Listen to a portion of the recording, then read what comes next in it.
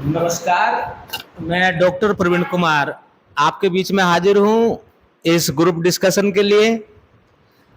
और आज का जो विषय है उस विषय को मैं आपके सामने रखता हूं। जो टॉपिक है जिस पर हमारे स्टूडेंट्स चर्चा करेंगे, अपने विचार व्यक्त करेंगे, तो वो टॉपिक है आपका सामाजिक न्याय, भारत में जाति व्यवस्था, लिंग भेदभाव और सामाजिक असमानता। टॉपिक काफी बड़ा है। तो बच्चों, आपको जो अपने विचार रखने हैं, ये टॉपिक है आपका सामाजिक न्याय, भारत में जाति व्यवस्था, लिंग भेदभाव और सामाजिक असमानता। राइट? तो इसमें सबसे पहले जो टॉपिक है, एक बार आपका जो लीडर है वो जरा दोहराए इस टॉपिक को। क्या टॉपिक है आपका? क्या करना है सर? लीडर इस टॉपिक को बोलें जोर से। ठीक है सर। नमस्कार सर, आज का हमारा टॉपिक है सामाजिक न्याय, भारत में जाति व्यवस्था, लिंग भेदभाव और सामाजिक असमानता। आज हम सभी इसी विषय पर चर्चा करेंगे एवं अपने विचार प्रस्तुत करेंगे। धन्यवाद। तो बेटा, जैसे आप लोगों ने इसमें बताया कि सामाजिक न्याय, तो आप सामाजिक न्याय को क्या मतलब है आपका सामाजिक न्याय से? इधर से शुरू करेंगे, कोई भी बताएं। चलिए, सामाजिक न्याय क्या है, कौन बताना चाहता है? सबको मौका मिले, इस बात का ध्यान रहे। नमस्कार सर, मेरा नाम मोहिनी ठाकुर है। मैं बीए फर्स्ट सेमेस्टर की छात्रा हूँ। सामाजिक न्याय एक प्रकार का ऐसा न्याय है जिसमें सभी लोगों को समान अधिकार, अवसर और सम्मान मिलना चाहिए। बिल्कुल सही। इसके अलावा और कोई ओपिनियन हो सामाजिक न्याय के मामले में, बताओ। सर नमस्ते, मेरा नाम कीर्ति है। मैं बीए फर्स्ट सेमेस्टर की छात्रा हूँ। सामाजिक न्याय का अर्थ है हर किसी व्यक्ति के साथ जाति रंग भेदभाव लिंग भेदभाव और मतलब समान व्यवहार करना ही एक सामाजिक न्याय होता है। चलिए, तो इस सामाजिक न्याय की जरूरत क्यों है? ये तो आपने कहा कि बिना भेदभाव के सब चीजें सबको मिलनी चाहिए, किसी भी लेवल पर कोई पक्षपात नहीं होना चाहिए, लेकिन ऐसा क्यों होना चाहिए? सर, मेरा नाम शिवी वासने है। I am the student of BA first semester. Sir, हमें सामाजिक न्याय की आवश्यकता इसलिए है क्योंकि हमारी समाज की एक नीति है। ये समाज हमारा पितृसत्तात्मक है, जिसमें स्त्रियों को पुरुषों से कम महत्व दिया जाता है। इसके अलावा हमारे समाज में लिंग भेदभाव है, जिसमें मतलब स्त्रियों पुरुषों में भेदभाव किया जाता है। जाति व्यवस्था की ये जाति बड़ी है, ये जाति छोटी है। सामाजिक असमानता, इन्हीं सभी बुराइयों को खत्म करने के लिए, जड़ से उखाड़ फेंकने के लिए हमें सामाजिक न्याय की आवश्यकता है। अब जो आप में से नहीं बोले, इन्होंने कहा कि हमारा समाज पितृसत्तात्मक है, मतलब जेंट्स की वहां पर ज्यादा चलती है, यही कहना है ना आपका? अब जो नहीं बोले इन तीनों में से, आपको कौन कौन सी बुराइयां समाज में दिखती हैं? सर, जैसे कि महिलाओं के साथ भेदभाव किया जाता है और लड़कियों उनके साथ जैसे कि मानते हैं कि पुरुष के साथ ज़्यादातर लोग लड़कों के साथ ज़्यादा वो कर पाते हैं, कॉम्प्रोमाइज़ किया जाता है कि लड़के उस फैमिली में लड़कों को ज़्यादातर मान नहीं दिया जाता है, लड़कियों को इतना मान नहीं दिया जाता है कि लड़कियों के साथ पढ़ाई भी ज़्यादातर लड़कों की जाती है, लड़कियों की इतनी पढ़ाई नहीं की जाती कि तुम घर में रहो, इसलिए क्या जाता है, इसलिए ज़्यादातर पुरुष का ज़्यादा मानना होता है। इसमें पुरुषों को प्रायोरिटी दी जाती है। हाँ, ज़्यादा महत्व दिया जाता है इस समाज आप लोग का कुछ कहना है बेटा इसमें? नमस्ते सर, मेरा नाम उज्मा है। मैं बीए फर्स्ट सेमेस्टर की छात्रा हूँ। सर, हमारे समाज में पुरुषों को ज़्यादा सम्मान और ज़्यादा हक दिए जाते हैं। हमारे समाज में महिलाओं को ज़्यादा महत्व नहीं दिया जाता, उन्हें पुरुषों के बराबर नहीं समझा जाता है। आपका कुछ कहना है बेटा इसी टॉपिक पर? नमस्ते सर, मेरा नाम रिजवाना, मैं बीए फर्स्ट सेमेस्टर। आपकी आवाज थोड़ा कम है, पास में लाओ माइक को। हमारे समाज में लड़कों को ज़्यादा महत्व दिया जाता है, लड़कियों को कम दिया जाता है। और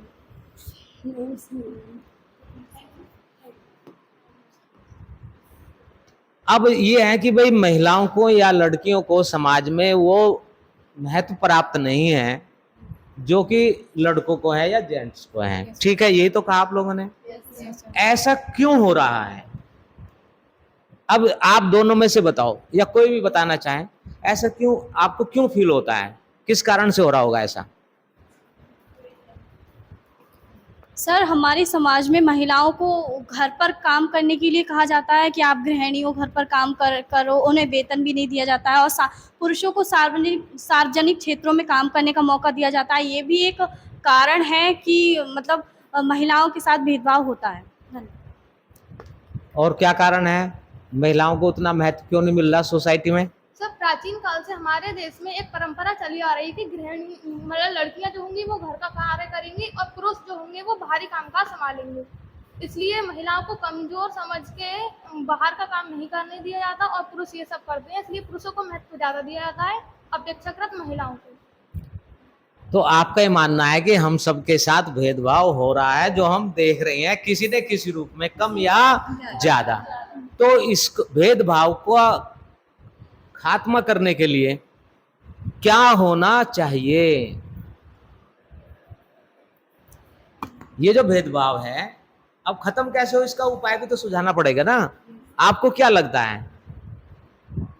सर सामाजिक असमानता को दूर करने के लिए शिक्षा महत्वपूर्ण है, जो कि लोगों को सक्रिय और प्रतिबद्ध रूप से एक आधार प्रदान करती है, जो समझ प्रदान करती है, जिससे इस चीज़ को रोका जा सकता है। और बताएं कैसे दूर हो सकता है, कम से कम एक एक सुझाव दो। सर ऐसी प्रथाओं को खत्म करने के लिए लैंगिक संवेदनशीलता की भी बहुत बड़ी महत्वपूर्ण भूमिका है, क्योंकि लैंगिक संवेदनशीलता का ये तात्पर्य है कि उसमें महिलाओं के लिए आवाज़ उठाई जाती है, आंदोलन किए जाते हैं, जिससे कि महिलाओं को भी उतना सम्मान मिले जितना कि पुरुषों को इस समाज में मिल रहा है। तो मेरा मानना है कि लैंगिक संवेदनशीलता भी इस कुप्रथा को जड़ से उखाड़ने के लिए मददगार है। और बताएं, और किसी का कोई और विचार हो? देखिए, एक पुरानी कहावत है कि भगत सिंह पैदा होने चाहिए क्रांति लाने के लिए। क्यों सर? आकाश सर गलत तो नहीं कहा? लेकिन मेरे घर में भगत सिंह पैदा नहीं होना चाहिए, तो फिर क्रांति कहां से आएगी? आपने फिल्मों में देखा होगा, एक डॉन या गुंडा या बदमाश कैरेक्टर होता है, वो खूब अत्याचार करता है, सब पीड़ित है। कुछ जिन्हें हम हीरो कहते हैं पर्दे पर, कुछ लोग जिनको चीजें खराब लगती है वो बचाने का प्रयास करता है, और जब वो पिटने लगते हैं, घिर जाते हैं, गुंडे घेर लेते हैं, उन पर हावी हो जाते हैं, तो जिनको वो बचाने आए थे, क्या वो उन्हें बचाने आते हैं? नहीं। आमतौर से नहीं आते। जी सर। तो क्रांति कैसे आएगी? शुरुआत कहां से होगी? शुरुआत मेरे यहां से होनी चाहिए। परिवर्तन तो हो, लेकिन मेरे यहां से परिवर्तन ना हो। और परिवर्तन सने सने धीरे धीरे होता है। आपने देखा होगा कि लाखों नारियां जो है जोहर कर गई। काश उस समय मैं होता तो जोहर के बजाय उन्हें लड़ना सिखाता। सती प्रथा एक अलग विषय होगा, उसमें जबरदस्ती स्वेच्छा से जो भी रहा होगा। जोहर तो एक मजबूरी में करना पड़ा उनको। तो शुरुआत कहां से होनी चाहिए? अपने आप से होने चाहिए। अपने घर से। जी सर। एक सीरियल है, उसका नाम क्या था कि क्योंकि सास भी कभी बहू थी। और जो भेदभाव के बीज आपके माइंड में डालते हैं, वो कौन डालते हैं? सर हमारे अपने। फैमिली में। देखो, हर चीज के मेरिट्स और डिमेरिट्स दोनों हैं, ठीक है। अगर आप हिंदुस्तान के उस कल्चर को देखें, नारियों का सम्मान कम तो नहीं है। शक्ति के रूप में किसकी पूजा होती है? नारियों की। देवी माँ की जो एक यत्र नार्यस्तु पूज्यन्ते रमन्ते तत्र देवता निवसति। तो ये कल्चर और ये भाव इस धरती का तो है नहीं। पूजा का मतलब जो ऊंचे स्थान पर है। बात समझ में आ गई? लेकिन किस कारण से ये पर्दा प्रथा आई, किस कारण से जो है बाल विवाह करने पड़े, समझ रहे हो ना। और किस कारण से 21वीं सदी में आने के बाद भी इतना सुधार हुआ, सती प्रथा बंद हुई, जौहर प्रथा बंद हुई, तमाम चीजें, को एजुकेशन खुले, पहले अलग एजुकेशन थी ना गर्ल्स बॉयज की, है ना। लेकिन क्या लड़कियों की कोई जिम्मेदारी नहीं है? ये सर। आपको माँ बाप ने यहाँ पढ़ने के लिए भेजा है, जी सर।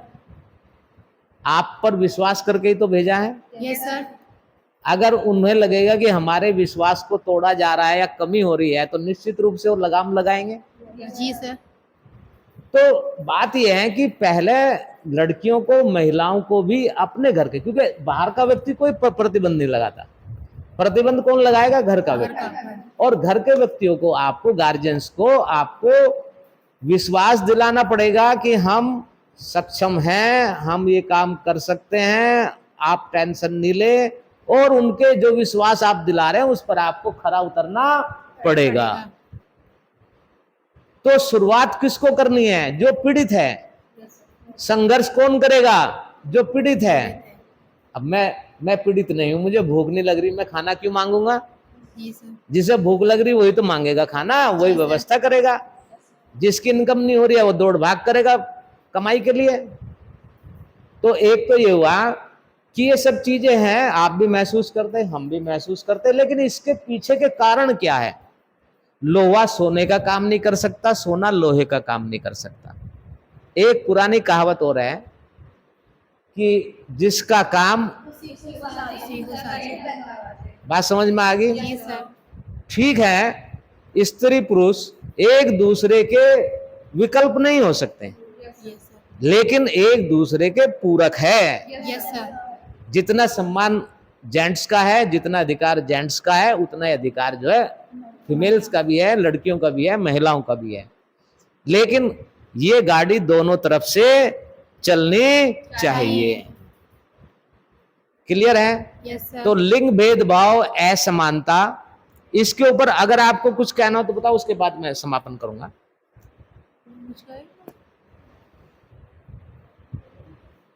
लिंग भेदभाव की असमानता। तो ये तो क्लियर हो गया यहाँ पर कि संस्कृति में, कल्चर में, किसी भी धर्म में, किसी भी संविधान में आपको महिलाओं को नीचे नहीं रखा गया है, बराबरी या ऊपर का अधिकार दिया गया है।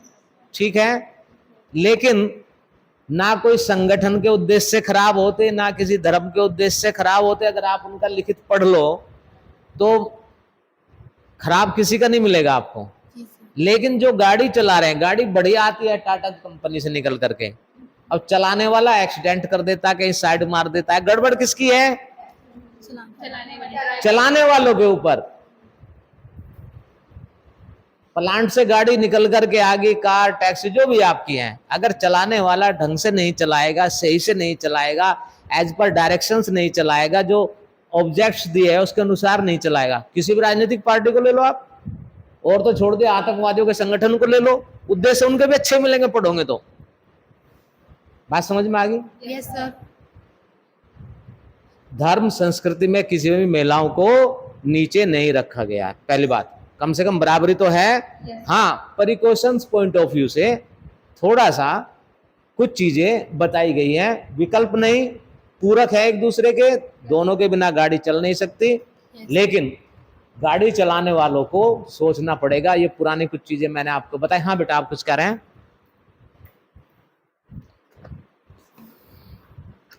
सर, जैसे आपने कहा कि धर्म में स्त्रियों को मतलब ऊपर ही रखा गया है, फिर तुलसीदास जी का एक वो है पद कि ढोल गवार शूद्र पशु नारी सकल ताड़ना के अधिकारी। इसका अर्थ क्या हुआ? अब ये तो मैं धर्म का ज्ञाता नहीं हूं।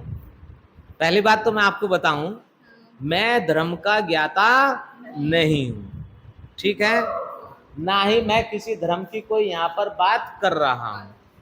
मैं तो भारतीय संविधान में या जो मुझ में देख रहा हूं, जो बुराइयां आप लोगों ने सती प्रथा, ये जौहर वोहर, ये तमाम बाल विवाह, ये सब चीजें बताया है, वो सब तो खत्म है। ठीक है ना। कुछ चीजें मैंने बताया कि हम देखते कि हर नवरात्रों में लड़कियां जाती, लोग पैर उनके छूते हैं, उनको वो करते हैं, है कि नहीं है? देखिए, आपका सामान्य जो अनुभव है, एक्सपीरियंस है, ऑब्जर्वेशन है, नेचुरल लॉ से बड़ा कोई लॉ हो ही नहीं सकता। कोई नियम नहीं है प्रकृति से ऊपर। बड़े से बड़े साइंटिस्ट इस नेचर का अंतिम ज्ञान नहीं कर पाए अभी तक। अब आप जो देख रहे हैं कि भाई ऊपर एरोप्लेन जा रहा है, एरोप्लेन बनाया, लेकिन आपने केवल जो गुरुत्वाकर्षण नियम है उसको काटने के लिए उसको शक्ति दी है बस, बाकी लिया तो सब कुछ नेचर से ही है। अब आपका कोई सवाल था तो बताओ।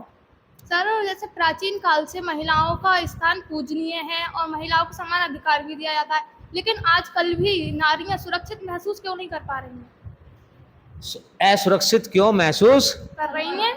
अब आप ये देखिए, अगर कहीं अटैक हो जाता है तो सबसे पहले जेंट्स किसको सुरक्षित करते हैं?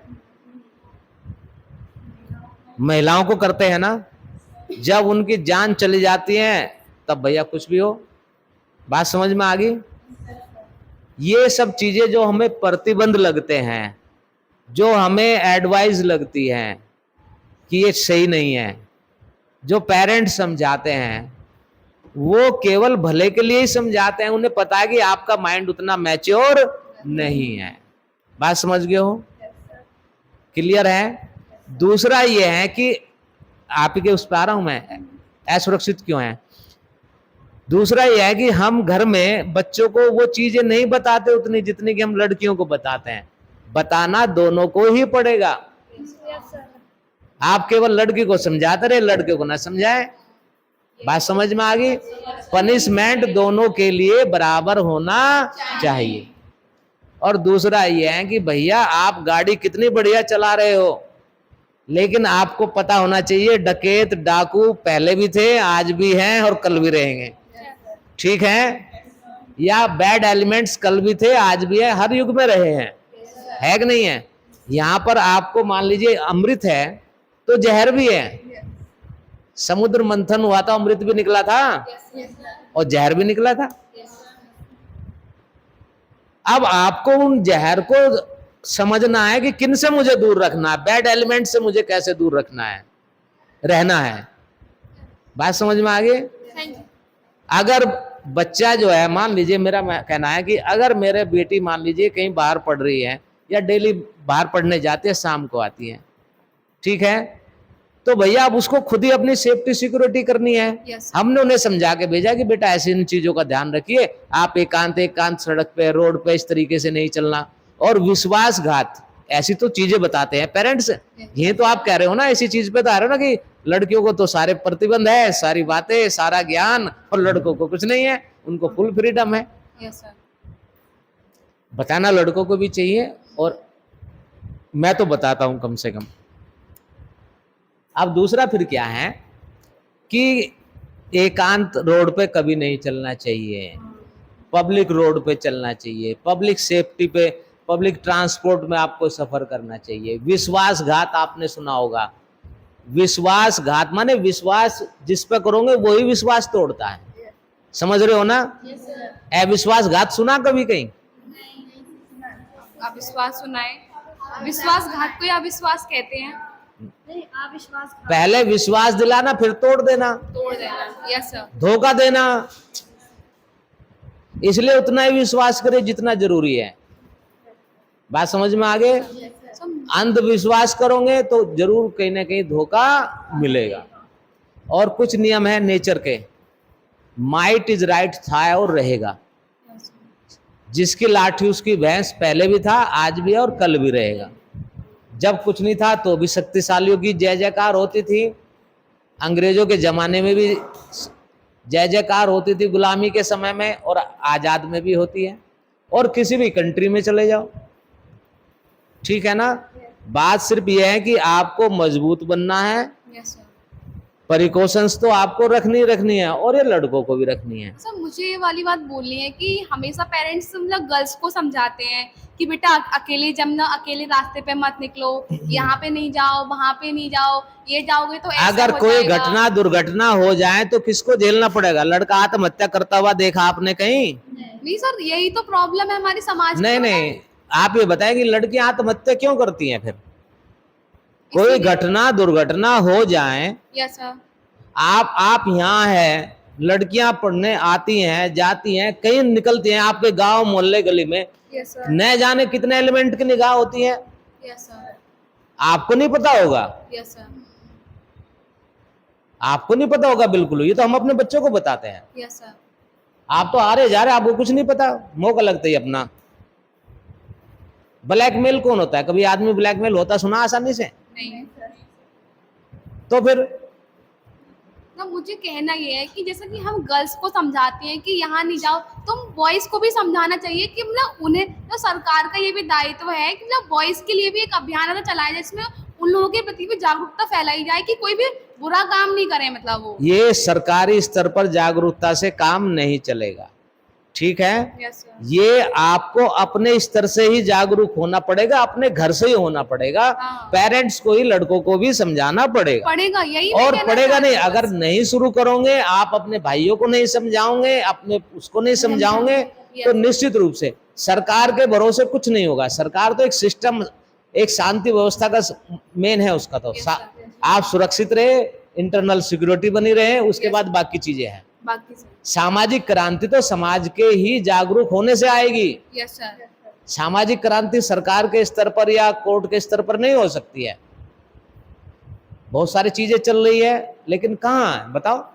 सरकार फ्री मोबाइल बांट रही है। अब आप ये देखिए कितने बच्चे जो हैं उस फोन का क्यों बांट रही है सरकार, बताइए? पढ़ाई के लिए।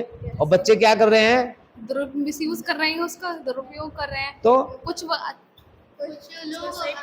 सरकार, अब क्या आप इस बात से सहमत है कि सरकारी स्तर पर या कठोर कानून बना करके न्यायपालिका के स्तर पर एक आदेश पारित कर दे तो क्या इसका समाधान संभव है? नहीं है सर, ये तो सब वो समाज तो की सजाए मौत दे सकती है। Yes sir. जब तक समाज में इसका जो है प्रतिरोध नहीं होगा और हर घर से चीजों को सही नहीं किया जाएगा, तब तक नहीं। क्योंकि एक मछली पूरे तालाब को गंदा कर देती है।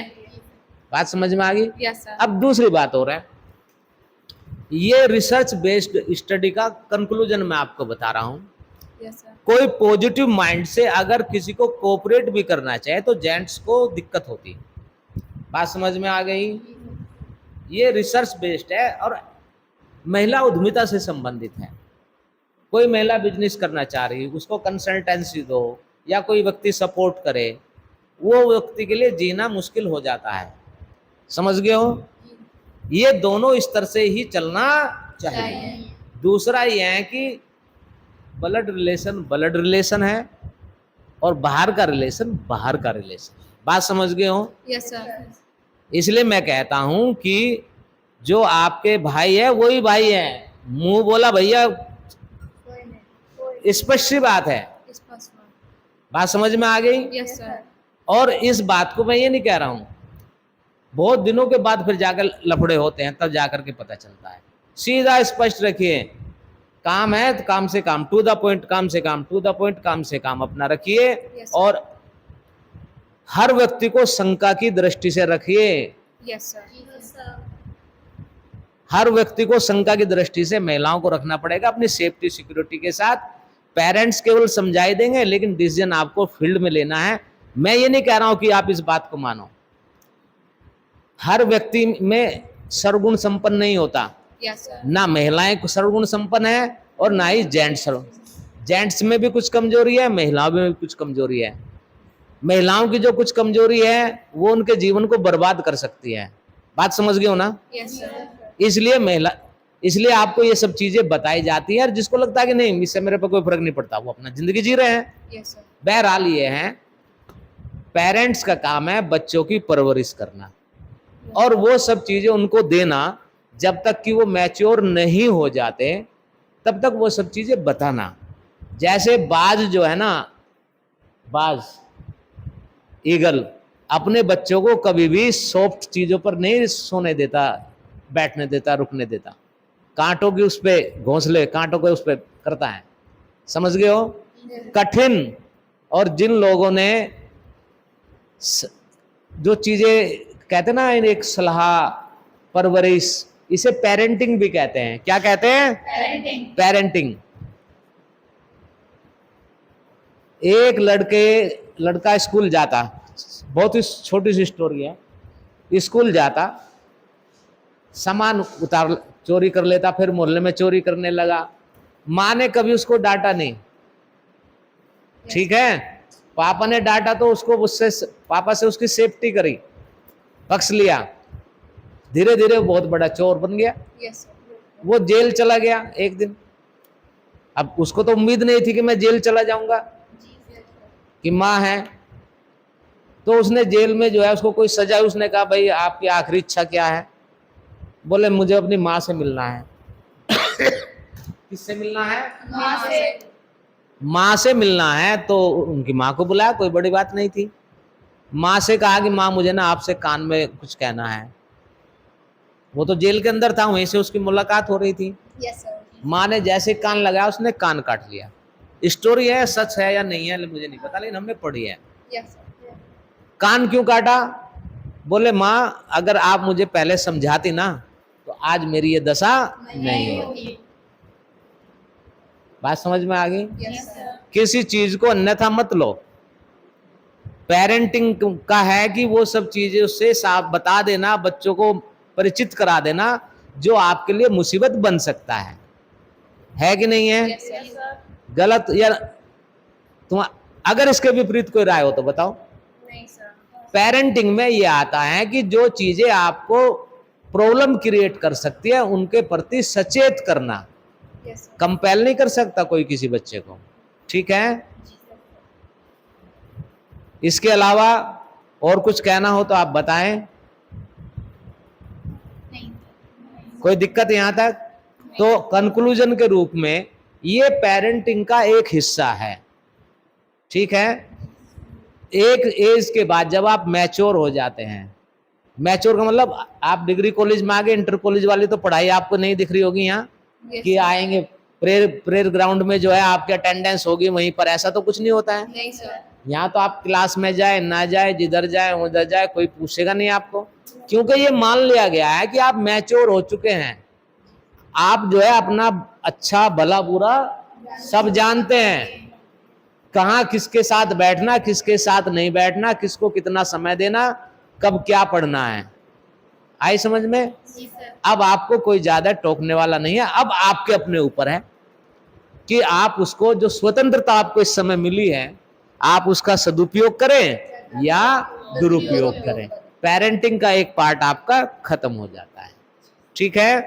तो इसी आशा अपेक्षा के साथ समस्याएं हैं, जेन्युइन समस्याएं हैं, लेकिन ना तो हम दुनिया को बदल सकते, इसलिए थोड़ा सा अपने यहाँ से बदलाव की शुरुआत करें।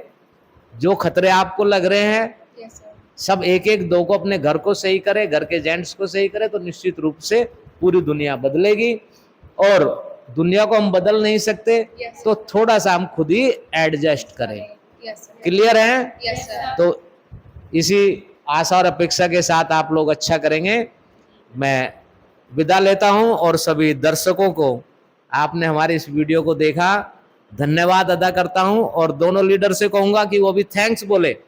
थैंक्स। अपने दर्शकों को थैंक्स बोलो। Thank you for all audience. धन्यवाद। आप भी बोलो, सब बोलो एक एक sentence. Thank you everyone. Thank you everyone. Thank you all of you. Thank you everyone. Thank you everyone. Thank you everyone. चलिए, तो दर्शकों, आपको आपकी कोई राय हो, आप भी ग्रुप डिस्कशन में पार्टिसिपेट करना चाहते हो तो आप हमें लिखें। व्हाट्सएप नंबर है हमारा 9760480884। मैं रिपीट करता हूं एक बार फिर से, WhatsApp number 9760480884। Thank you so much.